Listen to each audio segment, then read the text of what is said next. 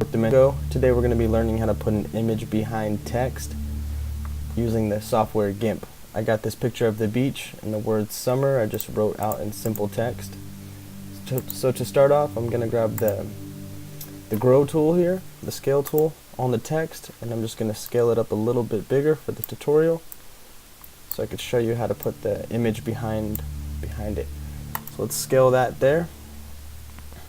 It's very easy, only takes a few steps, and you can do it with any image or any type of font you want. I want to place it right about there.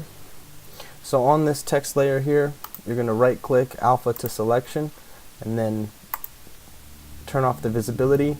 Click on the layer of your image you want behind the text. While it's still selected, you can move the image around. It's just so you can place it where you want. There, looks good. So there, while it's selected, notice how the word summer is outlined. Hold Control, hit I, selects the invert, and then Control X deletes it. Now we got the word summer. Control Shift A unselects all. It looks good, but I would like a border right around the letter so that you could see it more clearly.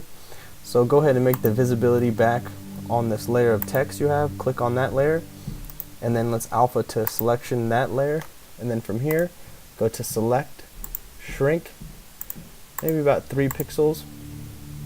Let me see. Oh, it looks a little thin, so let's go ahead and shrink it down another 3. That looks good. And then Control X,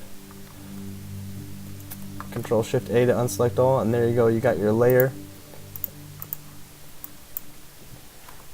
And that's how you put an image behind any text using the software Gimp.